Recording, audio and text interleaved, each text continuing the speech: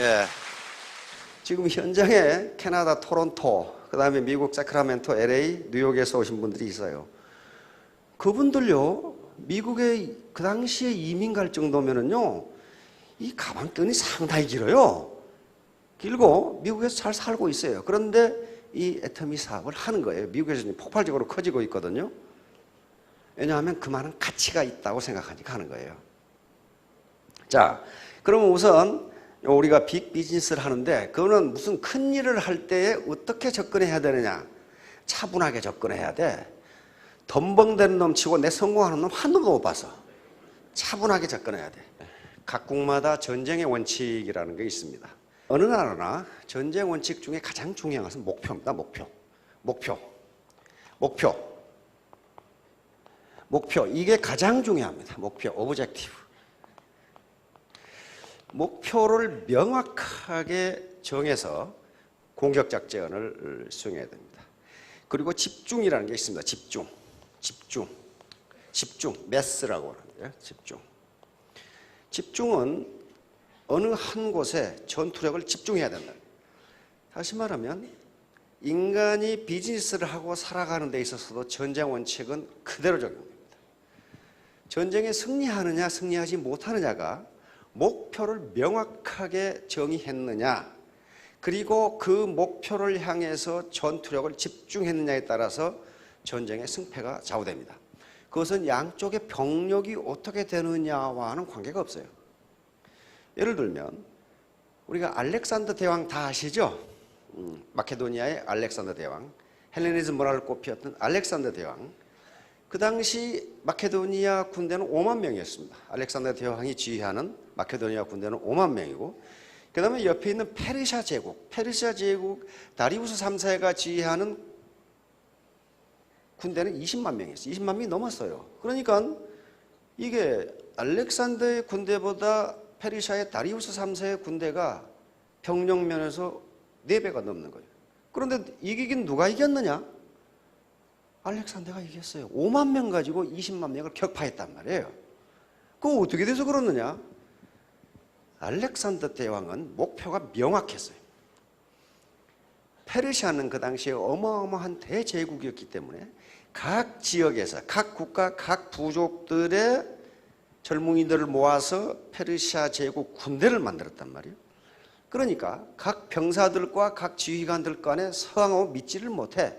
종족이 다르고 문화가 다르니까 단지 다리우스 대제에 대해서만 충성하고 있어. 그러니까 알렉산더는 목표를 어떻게 정했느냐?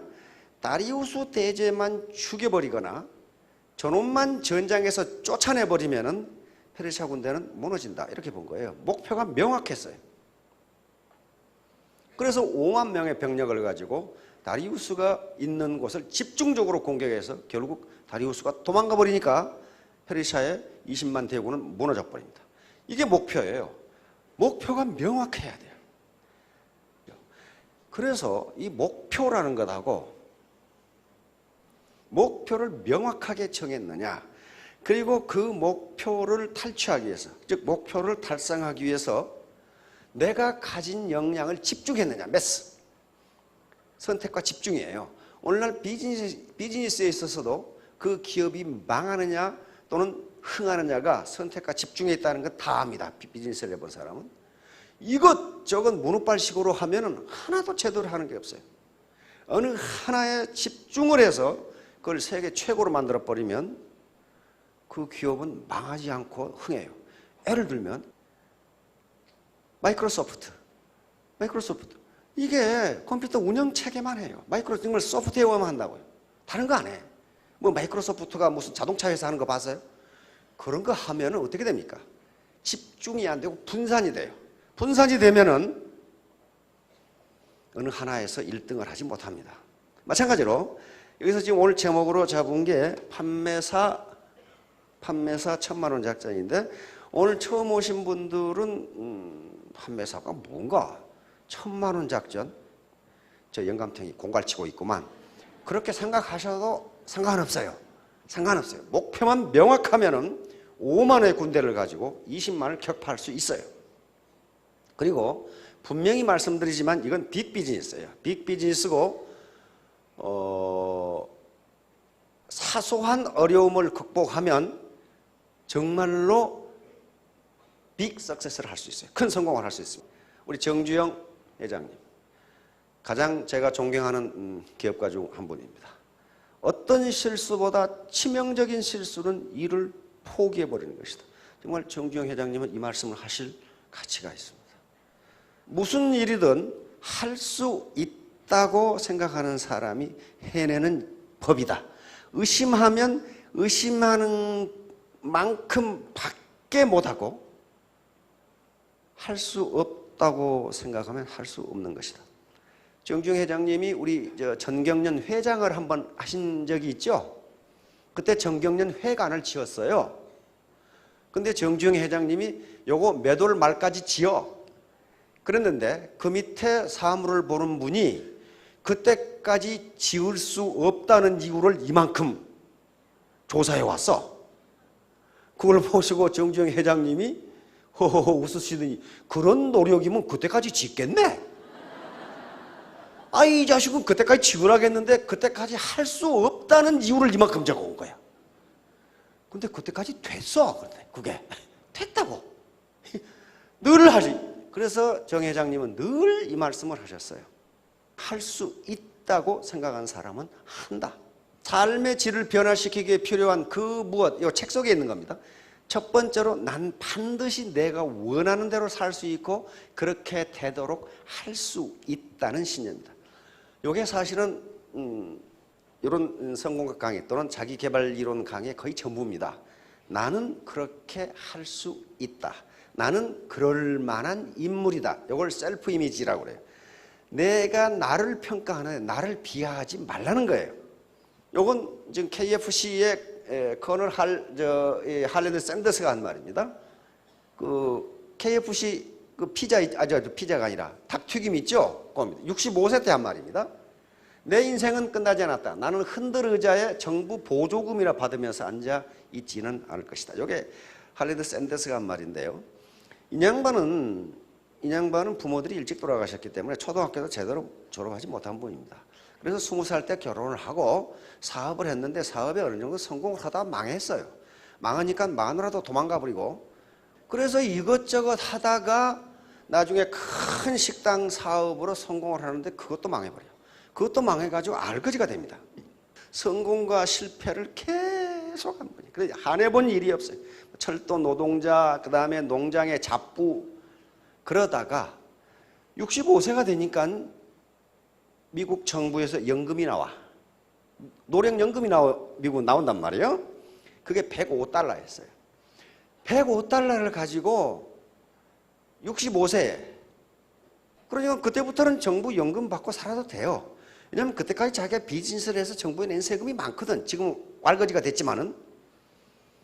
그런데 자기는 그렇게 앉아서 정부 연금이나 받으면서 살 수가 없다고 생각한 거예요. 그래서 생각난 게 뭐냐 하면은 자기 어머니가 옛날에 해 주셨던 닭튀김이 생각나. 닭튀김.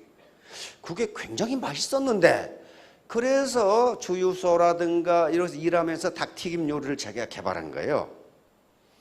그런데 65세에 닭튀김 요리를 자기가 해서 먹어보니까 맛이 무지하게 좋아. 그런데 가게가 있나? 돈이 있나? 아무것도 없어요. 아무것도 없으니까 요 기술을 로열티를 받고 팔아서 사업을 하면 되겠다. 그게 프랜차이즈예요. 프랜차이즈.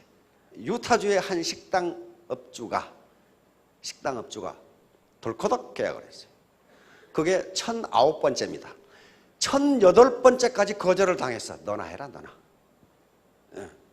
1009번째에 프랜차이즈 1호점이 탁 생깁니다. 그 KFC.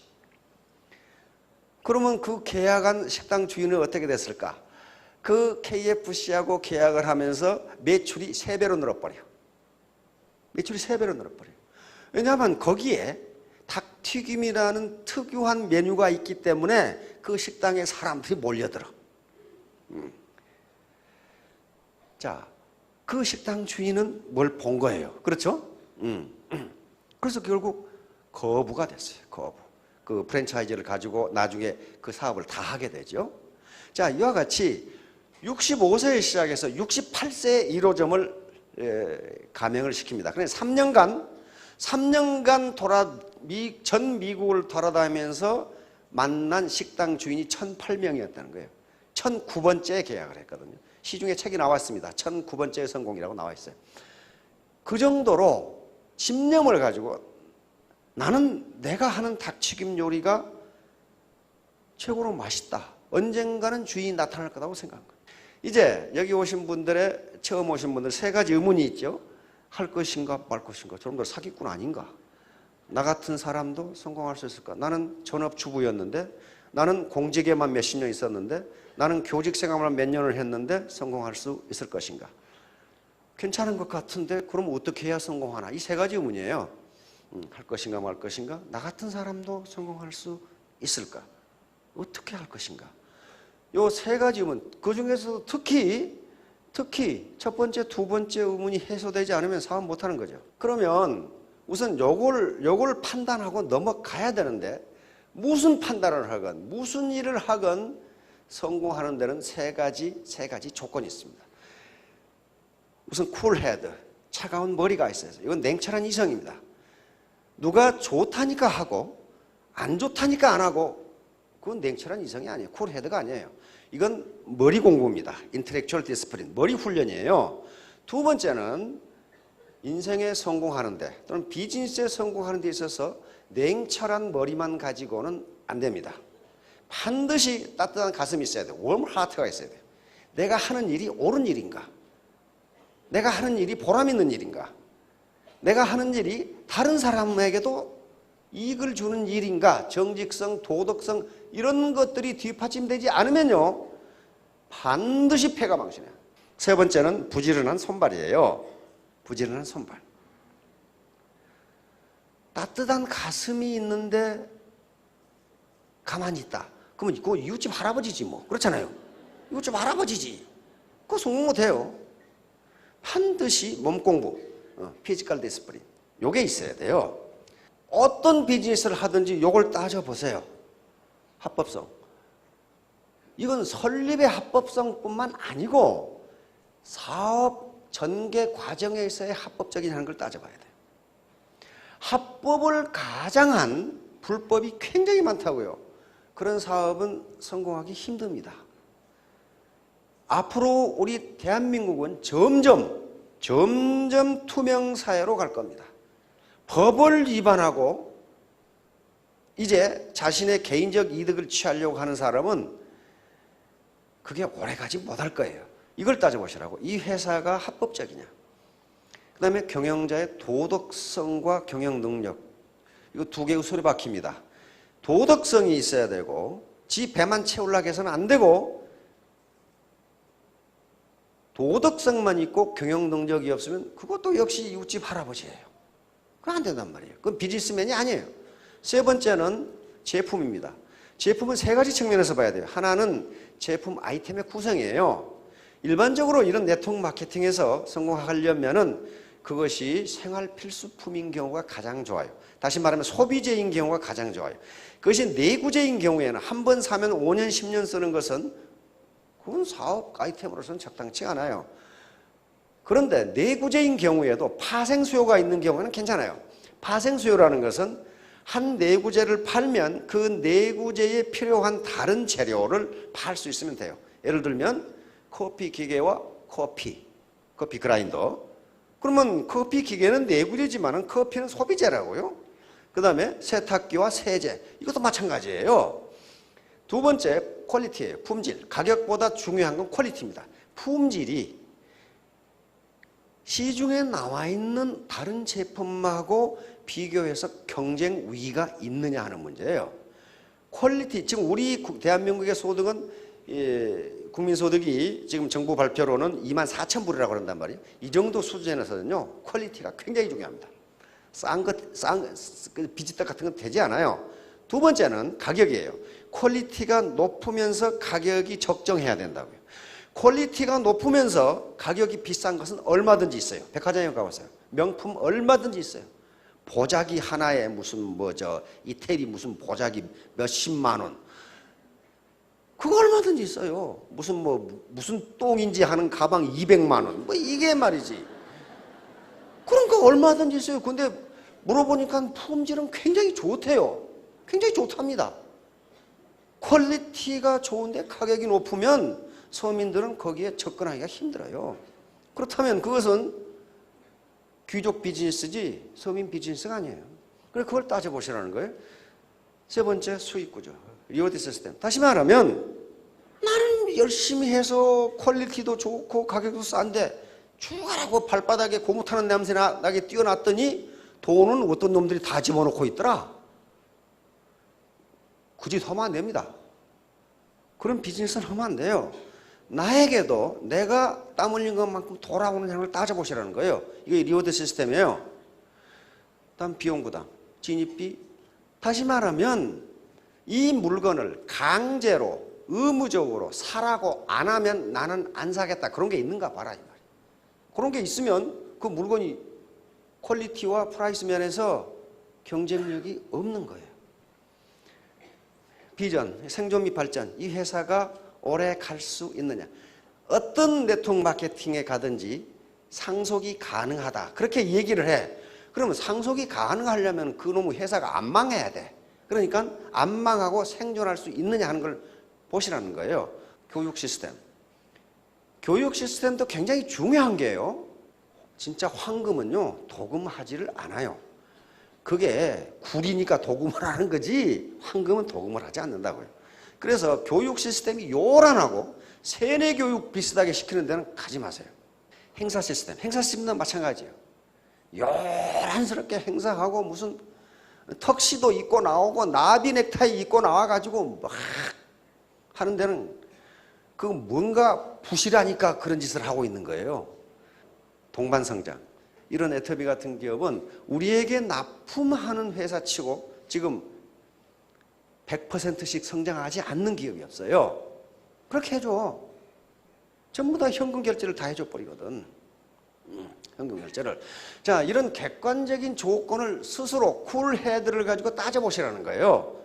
내 인생을 내가 주체적으로 사시려면은 자기 머리로 따져보셔야 돼요. 옆에서 누가 하지 마라 하니까 안 하고 좋다 하니까 하고 그렇게 하지 마시라고. 그런데 돈벌이는 잘 되는데 옳지 않은 일이라면 하지 마세요. 옳지 않은 일은요 그렇게 오래 못 갑니다. 옳지 않은 일은 하지 마세요. 그리고 보람 없는 일은 하지 마세요.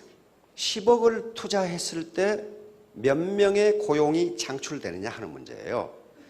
그걸 제조업에 투자하면 고용 창출이 5명도 안 돼요. 생각해보니까 5명도 안 될 것 같아. 요즘 10억 가지고 기계 사고 사무실 없고 하면 5명 고용 창출 안 되죠. 어르신 그렇죠? 그런데 그걸 소프트웨어 문화 콘텐츠 사업에 투자하면 10여 명 된다고 그래요. 10억 가지고 고용이 한 10여 명 된다고 그래요. 그렇게 해가지고는요 현재 우리 고용 문제 해결 못합니다. 그런데 이건 이 회사의 자본금이 10억이에요. 10억 가지고 지금 수천 명이 먹고 살아요. 그렇다면 이렇게 효율적인 투자가 있구나. 만일에 이 비즈니스가 사기만 치지 않는다면 고용 창출이 가능하고 그 다음에 땀 흘린 것만큼 벌 수 있다. 다시 말하면 각자 개인이 사장님이시기 때문에 내 사업을 내가 어떻게 할 것인가는 내가 의사결정을 해야 돼요. 누가 안 시켜줍니다. 그렇다면 자기가 뛴 것만큼 벌 수 있다면 이 사업은 정의로운 것이다. 이렇게 생각합니다. 정의로운 것이다. 그리고 전후방 연관 효과가 엄청나게 큽니다. 전후방 연관 효과가 비즈니스의 전후방 연관 효과가 엄청나게 커요. 비즈니스에서 전후방 연관 효과가 큰 사업은 사회에 대한 기여도가 굉장히 큽니다. 고용 창출이 굉장히 많이 돼요. 예를 들면 전후방 연관 효과라는 게 이겁니다. 여기에 포항제철이 있다. 포항제철이라는 회사가 생기면은요, 여기서 나오는 제품을 이용해서 하는 산업이 발전합니다. 예를 들면 뭐가 있어요? 우리 자동차, 선박, 건설, 기계 이런 금속을 사용해서 그러니까 여기서 나오는 제품을 사용해서 사는 산업이 발전하는 걸 전방연관 효과라 그래요. 포워드 링키지 이펙트라는 그 전문 용어가 있어요. 그런데 요 공장이 생기면 여기에 원재료를 공급하는 회사가 다시 또 활성화됩니다. 그렇죠? 예를 들면 광산업이라든가 전기라든가 또는 석회석이라든가 유연탄이라든가 이런 어떤 원료를 또 고철이라든가 이런 산업이 발전한다고요. 이걸 후방연관 효과, 백워드 링키지 이펙트라고 하는 효과입니다. 그런데 마찬가지로 이게 애텀이라는 유통회사가 있단 말이에요. 유통회사가 있으면은 여기에 재료를 공급하는 회사가 있어요. 어디가 있어요? 지금 여기 KBNH 있죠? 우리가 많이 팔아주면 팔아줄수록 KBNH의 고용이 늘어난다고요. 그렇잖아요. 인플로이먼트가 늘어나요. 그러면 KBNH가 물건을 많이 팔면 팔수록 어디서 소득이 올라가요 또? 당기 농사 짓는 농부의 소득이 올라가진다고?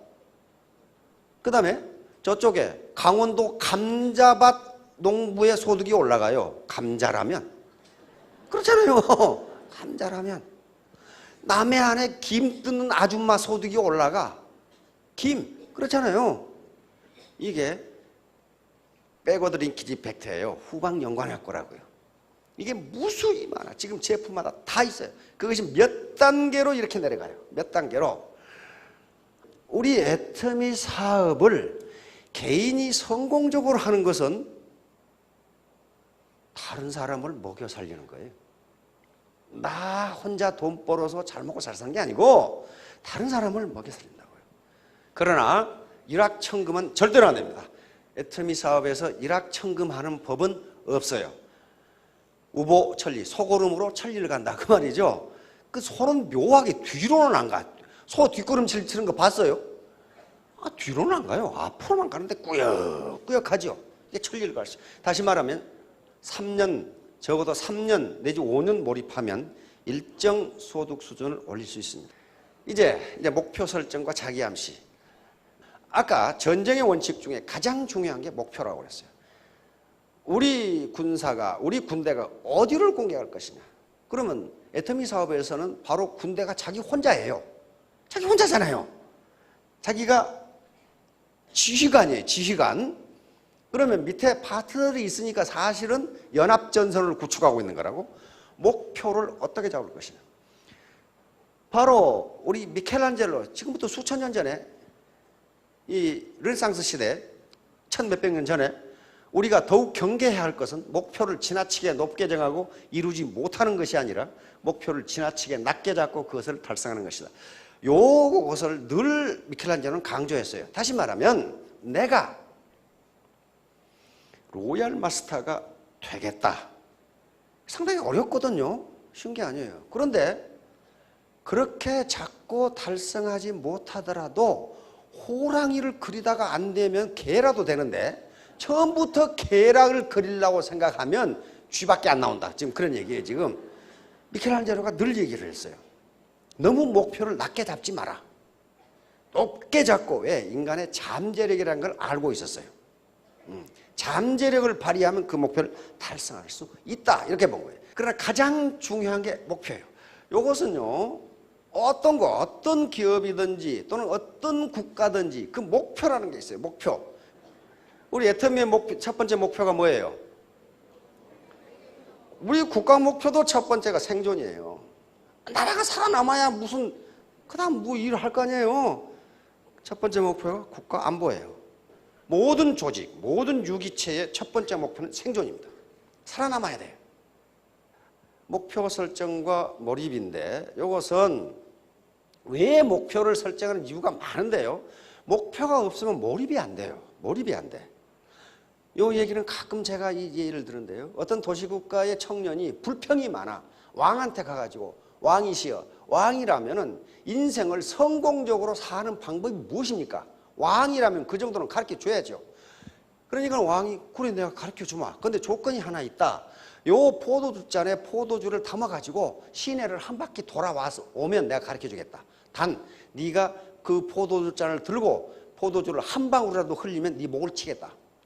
오케이 하겠네. 오케이 하고 이거 들었단 말이에요. 그래서 포도잔을 들고 시내를 한 바퀴 돌아오니까 한 방울도 안 흘렸어요. 그러니까 왕이 물었습니다. 너 시내 돌아다니면서 술 먹고 노래 부르는 소리 들었냐? 그랬더니 못 들었습니다. 청춘 남녀가 데이트하는 거 봤냐? 못 봤습니다. 장사꾼들이 싸우는 거 봤냐? 못 봤습니다. 바로 그거다. 그게 성공의 비결이다. 네가 무엇인가 집중하면 옆에서 뭐라고 하건 그 소리가 들리지 않는다. 그러면 너는 성공한다. 자, 여기에는 두 가지 목표가 있습니다. 하나는 이 청년은 인생을 성공적으로 사는 방법을 알아야 되겠다는 최고 목표, 최상의 목표라고 그래요. 이게 최상의 목표가 있어요. 그런데 그 목표가 너무 중요하기 때문에 왕이 이 포도주 잔을 들고 한 방울도 흘리지 않고 돌아오면 가르쳐 주겠다. 이걸 오케이 한 거예요. 그러니까 단기적인 목표는 포도주를 흘리지 않고 돌아오는 것, 이게 단기 목표예요. 그렇죠? 그러나 장기 목표는 인생을 성공적으로 사는 방법을 아는 것, 이게 장기 목표예요.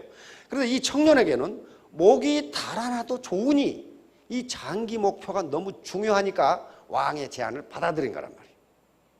그러니까 여러분들이 균형 잡힌 삶, 다시 말하면 경제적으로 풍요롭고 그 다음에 누군가를 사랑하고 내가 배우고 싶은 걸 배우고 그리고 주변 환경, 다시 말하면 이 사회와 국가 또는 인류에게 기여하는 삶을 살고 싶다는 목표가 너무 중요하다면은 단기 목표를 달성해야 된다는 거예요. 단기 목표가 우선 판매사가 되는 거고 월천댁이 되는 거라고 그래요, 지금. 그러면 자기 암시인데 왜 목표를 설정하라고 하느냐? 성공 철학자들과 성공학 이론가들이 이구동성으로 하는 것은 자기 암시입니다. 자기 암시. 내가 언제까지 3개월 이내에 판매사가 되겠다. 내가 3년 이내에 월천댁 월천남이 되겠다. 이렇게 목표를 정하면 그것이 곧 자기가 자기에게 암시를 주는 거라는 거예요. 그리고 자기가 자기에게 서약을 하는 거라는 겁니다. 그런데 그것이 잠재의식에 들어가면 잠재의식은 성공 메커니즘, 석세스 메커니즘을 자동적으로 작동시켜서 그 목표를 달성해 준다. 요겁니다. 요거예요. 그러니까 목표를 정하라는 거예요. 아무 목표가 없으면 자기가 자기에게 서약을 하는 것이 없어요. 우리가 서약을 하면 그걸 지키려고 노력하잖아요. 그리고 그것이 잠재의식 속에 들어간다는 거예요. 근데 잠재의식, 우리 인간의식은 현재의식이 있고 잠재의식이 있는데 현재의식은 10%밖에 되지 않습니다. 이것은 지그문트 프로이트, 정신분석학을 창시했던 지그문트 프로이트의 최대의 발견이라고 이렇게 해야 됩니다. 잠재의식이라는 게 우리가 의식하지 못하는 subconscious mind가 있다는 거예요. 그러니까 내가 3개월 이내에 판매사가 되느냐 못 되느냐, 내가 3년 이내에 월천댁이 되느냐 못 되느냐를 내가 판단하는 것은 10%밖에 안 되는 현재의식으로 판단하는 거라 그 말이에요. 근데 90%나 되는 잠재의식은 너는 할 수 있다고 생각하는데 현재의식은 나는 할 수 없다고 생각한단 말이에요. 그러니까 이걸 목표를 정해놓고 그걸 잠재의식에 계속 집어넣어서 할 수 있다는 마인드로 바꾸라는 거예요. 영천에 영천시 부간면이라는 데가 있어. 거기에 돌할매 공원이 있어요. 그런데 거기 사람들이 무지 찾아와서 소원을 비는데 소원이 이루어져. 기가 막히거든. 근데 돌할매 공원에 가보면 이 돌이 하나, 요게 돌할매예요. 돌덩어리, 요게. 돌이 동글동글한 게 생겨가지고 럭비공처럼 생긴 돌이가 하나 있어요. 그런데 거기 가서 자기 주소 성명을 이야기하고 나는 경상북도 영천 부간면에 사는 김말동입니다. 이렇게 하고 그 돌할매한테 소원을 빌어. 내가 애터미 사업에 월천댁이 되도록 해 주십시오. 이렇게 소원을 빌어요. 그런데 그 소원을 빌기 전에 돌을 들어보고 이게 10kg이니까 그냥 들 수 있죠. 소원을 빈 다음에 이 돌덩어리, 돌할매라고 불러요. 이 돌할매가 당신의 소원을 들어주면 돌을 무거워서 못 들 것이다. 그렇게 돼 있어요.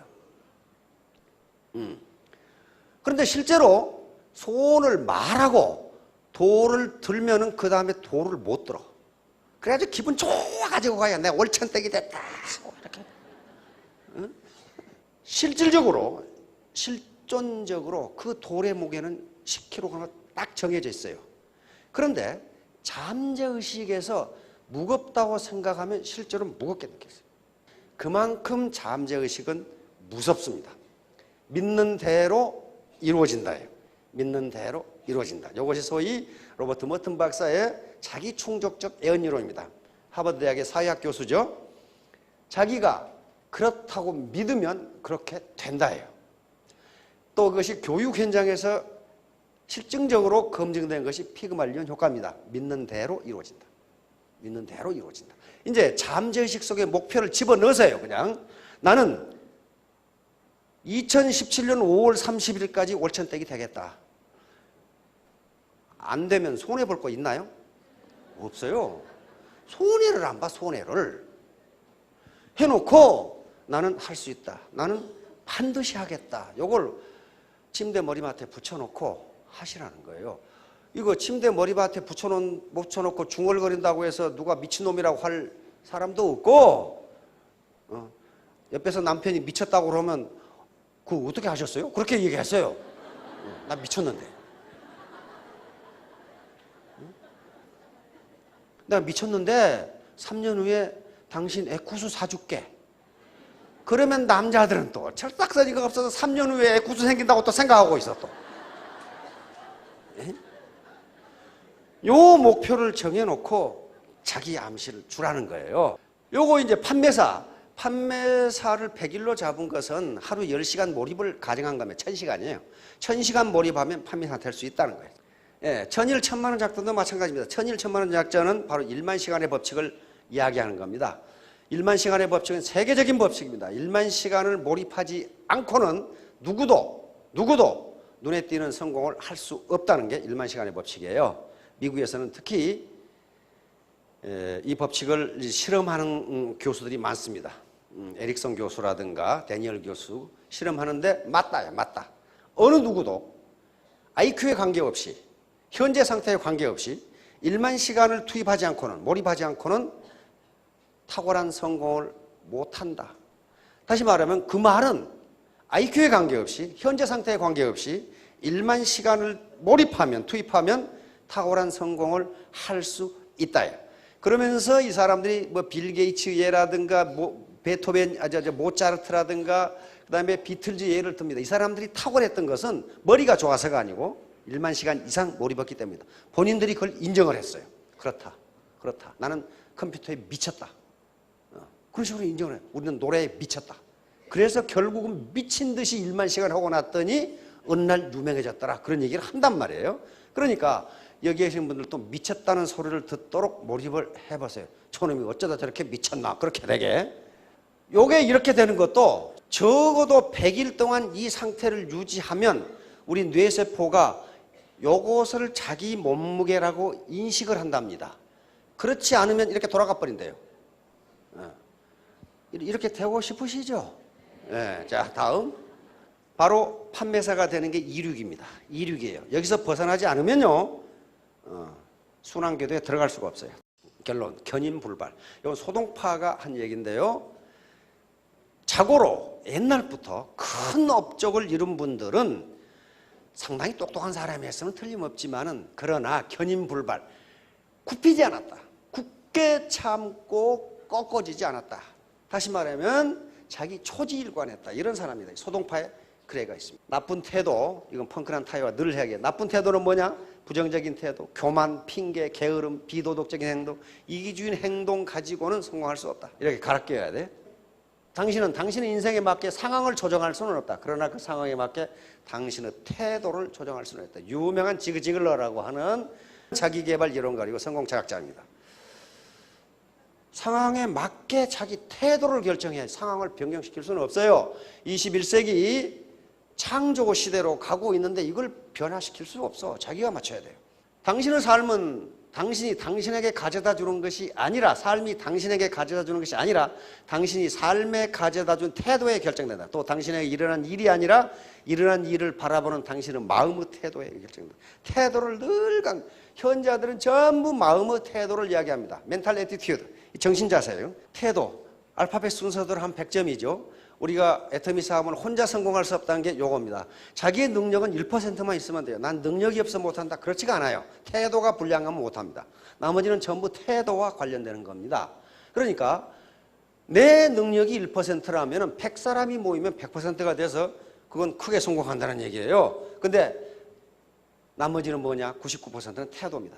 자, 3년 후, 5년 뒤에 모두 월천댁 월천남이 되시기 바랍니다. 감사합니다.